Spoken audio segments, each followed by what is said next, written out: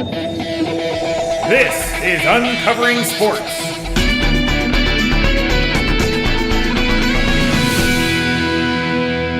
Welcome to Uncovering Sports. I'm Cactus Hamilton Barrett, alongside the NFL honors runner-up, the comeback kid, Brendan Coleman.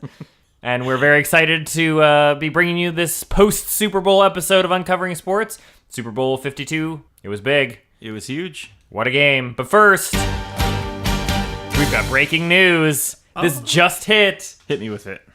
The Colts, your favorite team, Yeah. have been informed that Josh McDaniels will not be taking the head coach position, but will instead be staying with the New England Patriots, presumably as their offensive coordinator, or Maybe a little more? I'm sensing a little more here. Not right away, right? Well, we'll see. We'll see. I think we'll let this play out, but Okay. all I can say is from what I've heard, from what I've been told, I've had some boots on the ground, if you will, and the winds of change are blowing in New England. Although it seems like Josh McDaniels would suggest that they're staying the same, some things are changing. Sure, I could see that. Put it to you that way. They kind of planted that seed all year, and Sunday played a big part, I imagine. That's true. Belichick's now got a 500 record at the Super Bowl. But what's this also mean for the Colts? Now, they already signed a defensive coordinator. Now they don't have a head coach. And they're stuck in Indianapolis. Those guys are getting buried here. I think this could be the start of, sorry Colts fans, but a long and arduous journey back to relevance. It could be a while. That's a league I want to watch.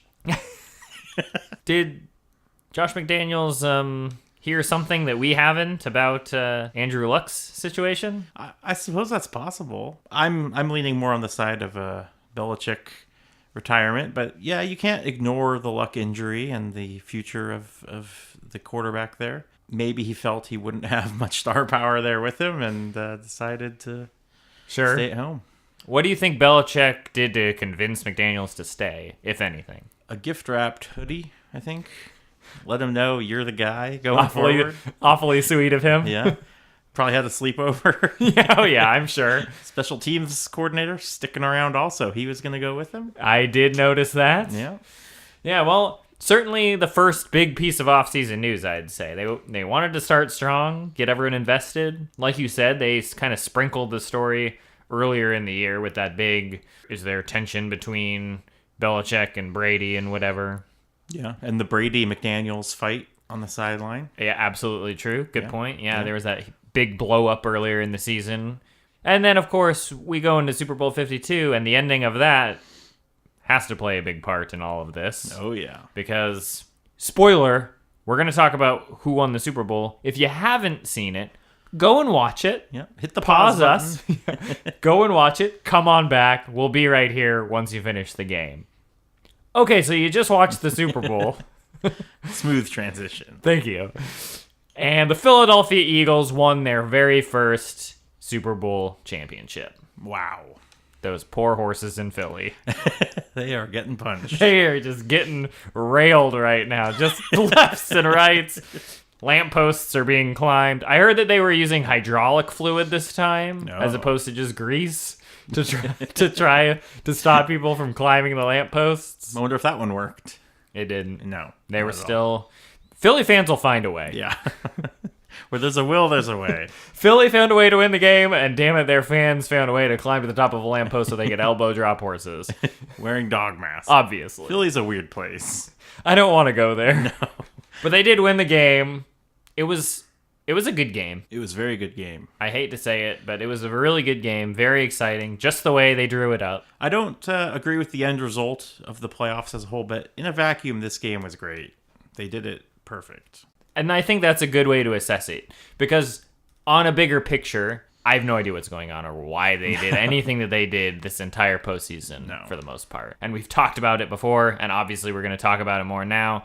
But it doesn't make any sense. But let's talk about the game in a vacuum first. Sure. Because it was objectively a really fun game to watch. It was a back and forth affair. It was. You got to make the Super Bowl exciting because you got a lot of eyes on the product that you don't usually have a lot more casual fans tuning in, right? Right, exactly.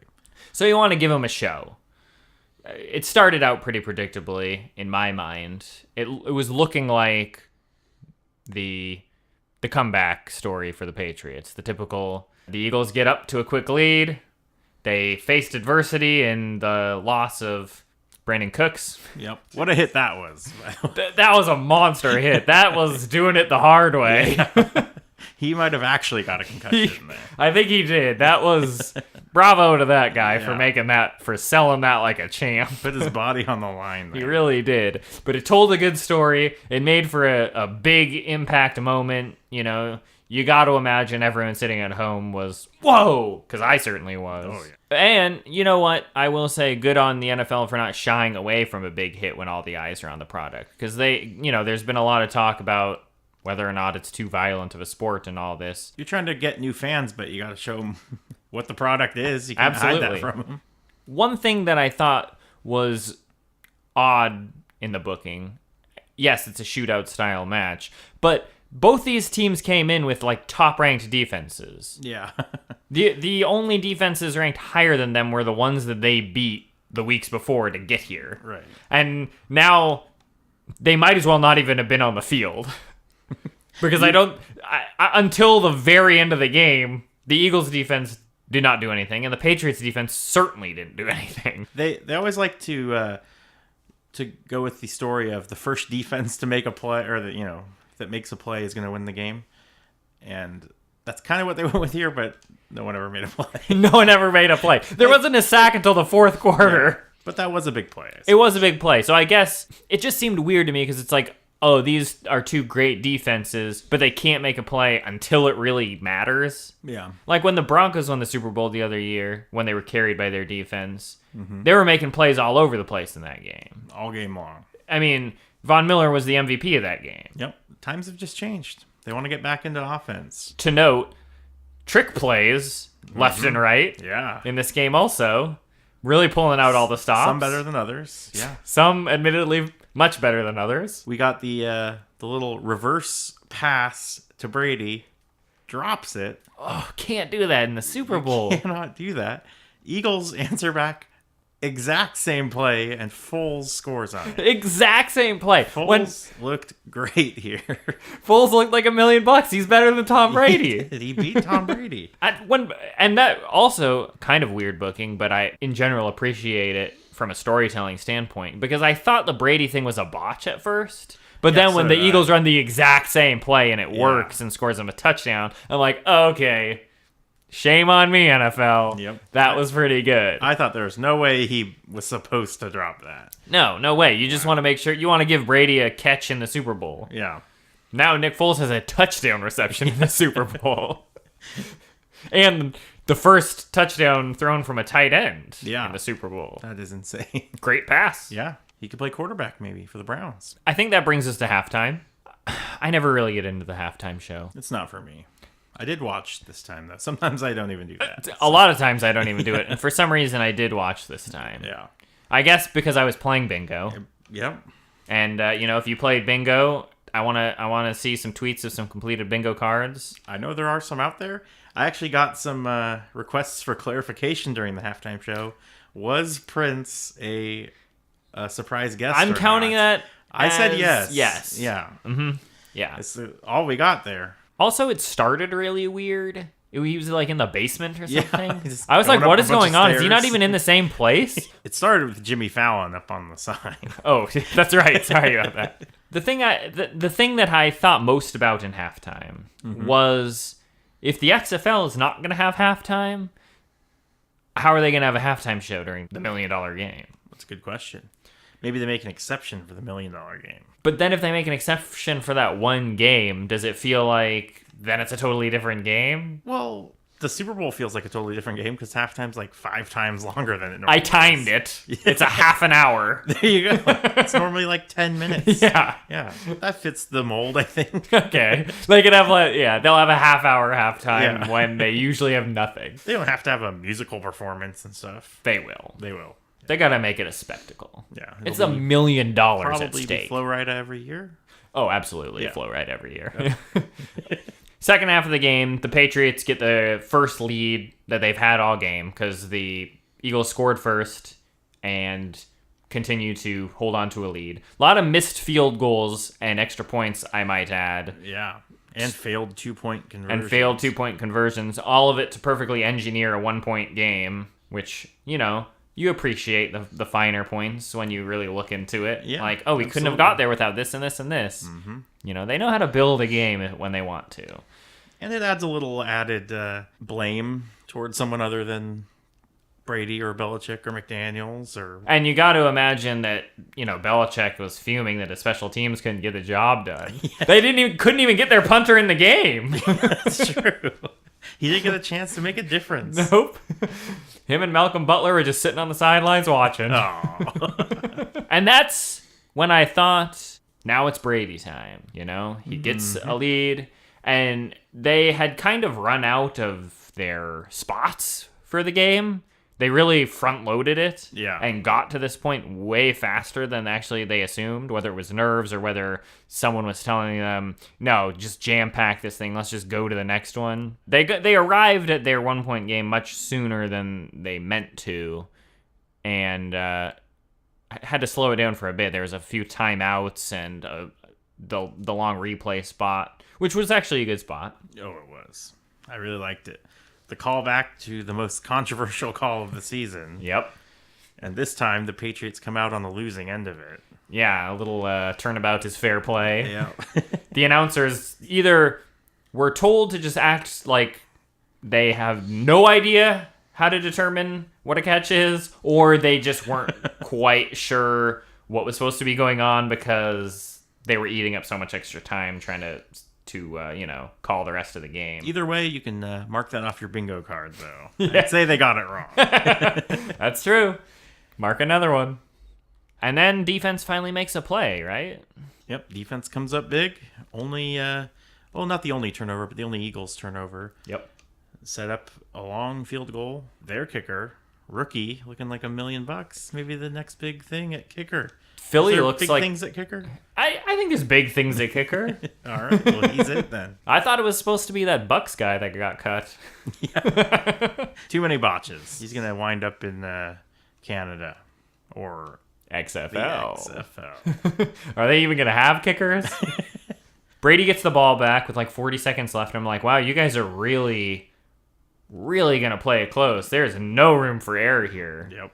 But I guess because I was still thinking they're going to put Brady over. And this time, back-to-back overtime wins? That's something he hasn't done, right? Right? Exactly. But it doesn't happen. Doesn't happen. That one Hail Mary, I think I didn't breathe the entire play. Nope. The right hand of God released the ball. It went up. It went right to the guy that you knew it was going to go to. Yep. The maybe 8'9" behemoth. But he couldn't come down with it. And Philly wins their first Super Bowl. And I was pretty shocked simply because from week 1, they wanted to put the Eagles over. Yep. That was the plan. Yep, they decided that one early on. And I thought they were going to change when Carson Wentz went down. And I've said that several weeks on this show. Yep. That I don't think that the Eagles are going to win because they wanted to make a star out of Wentz. But they stuck to it. Yep. And I don't think they were ever trying to make a star out of Carson Wentz. That's what I'm wondering. I don't think they were trying to make a star out of Nick Foles either, obviously. Although they did. They did. They absolutely did. They absolutely did. He's just sort of a bonus to put on another team and do instantly elevate them. Yeah. But the plan from the get-go, and I guess we should have seen it sooner, is they just really wanted to put Philly over. They're trying to revive that market. Yeah, it's a huge market, and like we said, they hadn't won before. No, and they've had a disastrous last several years. Yeah. The Chip Kelly era, trying to rebuild from ever since Andy Reid left. It's been pretty ugly there. Now they're on top of the world. And on top of all the lampposts. Yeah, lampposts. More importantly. Where does Philly go from here, though? Do you think it's a one and done? They, kind of a Seattle Seahawks thing. Oh, they got to the Super Bowl. They won the Super Bowl. All the fans are totally reinvested in their team because they have all the tools to make it. They believe in Carson Wentz is even better than Nick Foles. Or is this the beginning of something else? Well, that's the question. I mean, you look at what the Seahawks did. They stuck around for a few years. Yeah. I could see something similar to that, where they're in the picture, they're favored all the time. They were never favored once this offseason, No, that's true. even as the number 1 seed. So I think they did a good job of building them up. I think they won't just abandon that after 1 year. I don't necessarily think they'll keep winning titles, but I think they're in for the long haul in the playoffs. But let me ask you this.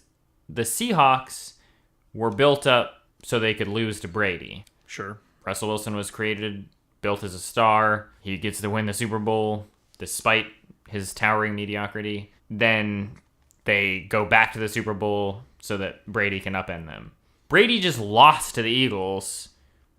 So if the Eagles are sticking around as a contender, is it kind of a New England-like situation where they're always in contention as a constant threat, or are they being built up for someone else? I don't think we can rule out them being built up for maybe Brady's last game. Oh, okay. Go out on top. Not the ideal way to do it, but Brady doesn't do things the way normal people do them. Sure. It could lead to a big East Coast, West Coast Rams versus Eagles rivalry. Maybe Goff and the Rams take over the NFC spot. You think that could happen? Okay, kind of like a Manning Brady, but the they new didn't want to do NFC it this blood. time without Wentz, but when Wentz is back, maybe it's the Rams' time. We don't know. Sure. It's bigger market. Yeah, I could see that. The only thing I'd throw at you in terms of Brady's last game that I have to constantly go back to is there's going to be one more Manning in his life. Oh, really? I mean, they've been his constant threat the whole time, right? Right. I feel like Brady can't ride off into the sunset without finally dethroning Manning the Younger. I see what you're saying, but I mean, the Giants are rebuilding, right? Yeah. Do you believe that Brady's got 5 more years? I mean, you got to give the Giants time. Yeah, no, I don't. Well, he would tell you you're wrong. He would tell me I'm wrong, but I also watched the game, and he's looking a little old at spots. He's looking old, yeah. Not mobile. Could have laid out for that catch. At least make it a spectacular drop. Yeah, exactly. Look like you Come tried. on. It's the Super Bowl, man. 50 million people are watching. Nick Foles. Yep. That's a name we're going to hear a lot of this offseason.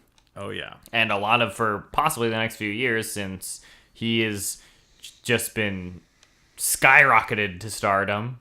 I'd say he's elite level now. Wow. That happened quick. That's how it happens. Yep. Look at .com. That's true. He'll be elite next week. He is basically equivalent to Joe Flacco now, so you're right. Yeah, exactly. He's elite. Got a lot of landing spots, a lot of QB hungry teams. Oh, yeah. That could use a little Nick Foles. The one thing I think he's maybe being built up for, let me pitch you an idea, and we always joke about this team endlessly, Okay. and rightfully so. Trade deadline. Yep. Browns miss out on a trade for A.J. McCarron. They sure do. Alex Smith trade, they were turned down there. Third time's a charm? Do they trade for Nick Foles? I don't know. The Browns have said that they want to acquire a veteran quarterback. Yep. As well as draft, presumably a misfire, as is the Browns' way. Sure. But if you put Nick Foles on the Browns, he has to kind of stink it up. After all this buildup, because it's the Browns, they're the punchline of the league. Yes.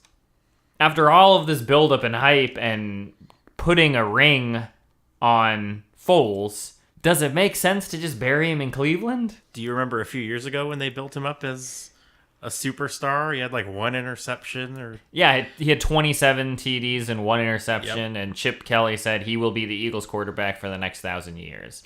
The prophecy was somewhat fulfilled here, as he did return and win a Super Bowl. Sort of, after he went to 2 other teams that did absolutely nothing. Exactly. They have no problem burying Nick Foles, and they will do it again. If I didn't think that Jeff Fisher was going to go to the Colts to, make sure that they floundered in mediocrity, I would say, Nick Foles could go wherever Jeff Fisher went so that he could continue to try to take credit. I just don't see it happening, though. By the way, we never congratulated Jeff Fisher. He really left the Eagles in a good spot. He did. He got them the right quarterback. Yep. Thank you, Jeff. You're making the league a better place. Maybe he's a quarterback guru and we never knew it. Never knew it. How could you? I still think that the best plan for the Browns going forward is to somehow manage to part ways with Hugh Jackson. Not going to happen. But if they bring in Jeff Fisher. He gets them to a respectable 7-9 for a few seasons, which will be a parade in and of itself. Think of the parade they will have with 7 wins. Yeah, it will go for 7 days, and then they finally hire whoever. Josh McDaniels. Well, he's going to be the head coach of the Patriots. Oh, right. My bad. Foles is going somewhere. He's going somewhere. I don't think they even know what to do with Foles yet. No, but they've got time to figure it out. We'll keep our ears to the ground and figure out what's going on there. Yeah. Tom Brady, especially after today's breaking news, does this mean anything for him? I've always thought that his end would come around the same time as Belichick's. So if we think that that's where the McDaniels thing's going, I think we might be losing 2 big names from the Patriots. Not this season. Maybe next season. You think there's one more run for both of them in it? Oh, one more season. I don't know if they're going all the way. I'm not saying they're going all the way, but okay. They got a couple choices. They can have him flame out and go down in a blaze of glory. Sure. Which they're not going to do. Absolutely not. They could use him to build up a future AFC star. Which seems like it would make some sense. Yep, not going to do it. They could send him to the Super Bowl again. Now that sounds like something they might do. It's simple booking, really. As is the Patriots' way. When he does go, there's going to be kind of a dearth of big-name AFC players because Big Ben's getting ready to hang it up. Yep. He's another one of those tandems. As long as Tomlin's there, I think Ben's there. But when one goes, they both go. Sure. I mean, who else? Titans could be built up as stars. They did a lot for the Titans and Mariota. Yeah. They need to keep that momentum rolling. They could even get redemption over the Patriots. I love that storyline. What else do we expect to see happen this offseason? How about the resolution of the Aaron Rodgers contract drama? Been very quiet and mum on that point so far. Yeah. I'm wondering if they're just hoping that everyone forgets it and it's just a dropped angle, Like they started something and they're like, either they realized it was dumb or they couldn't figure out how to write themselves out of it. So they just said, they'll probably forget with all this Eagles winning thing. Yeah.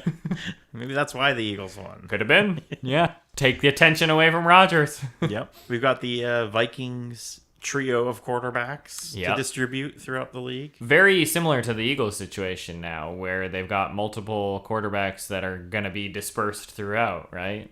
Yeah. I mean, who's going to get Foles? Who's going to get Keenum? I was high on the Keenum bandwagon. I know. Me too. They gave him some huge wins. Yeah, I think it's the guys who looked really good in the offseason that you can expect to see leave so that the other teams get the rub off that. Mm-hmm. So, yeah, I think it's a safe bet to say that Teddy is sticking in Minnesota. Wentz, it's ridiculous to think he's going somewhere else. Yeah. So, yeah, we're going to see if maybe Cleveland lands someone or Denver. The Jets, it's a big market. They need to get someone in there. A lot of quarterback-hungry teams. Yeah. And I'm sure we're going to see where this whole Belichick, McDaniels, Brady, Patriots situation goes. Yeah, we got to get some info. We certainly haven't heard the last of it. No. That is for sure. Oh, yeah. The hoodie looms large. Well, there'll be a lot to follow this offseason, and we'll certainly be covering it all. But we've got some other exciting episodes coming up. You know what starts tomorrow? The Olympics? The Olympics. Oh, yeah.